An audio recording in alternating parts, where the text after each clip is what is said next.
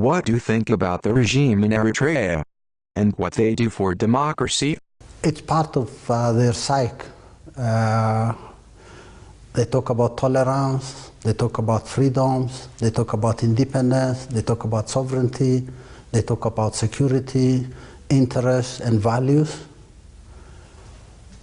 If anyone raises a voice against their real nature in spite of the pretensions, then you are an enemy. The machine they have for disinformation is so huge. Your machine is relatively insignificant. Is this situation going to change? These situations have been accumulating for so long. They've been proud of their misguided policies that has made the poor poorer and special interest groups controlling everything. Ultimately, that polarization will have to lead to some kind of revolt. And people are revolting everywhere. It's not in the Arab world, it's not in Africa, it's not in Europe, it's everywhere. The revolutions in all the Arab world is going to happen also in Eritrea? Injustices are intolerable. No human being, no community, no nation will bow to injustices. They may be intimidated for some time, they may be manipulated for one reason or another, but ultimately it doesn't work. These are explosions, these are uprisings we see happening.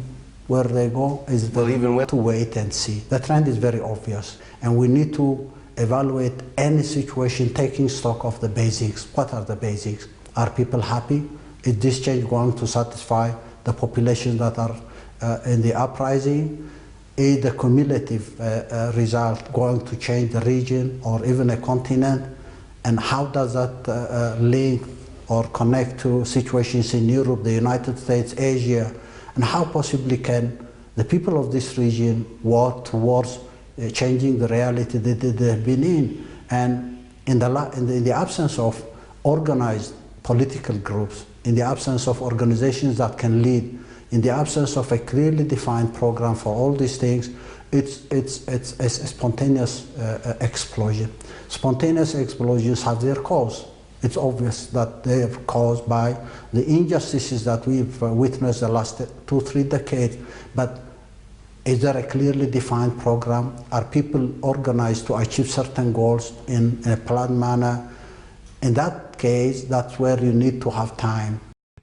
Will the leaders in Eritrea survive? Easy to imagine that now there are solutions for the problem.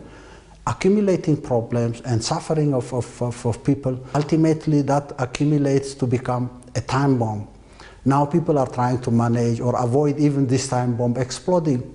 But I can imagine this is not a savable situation.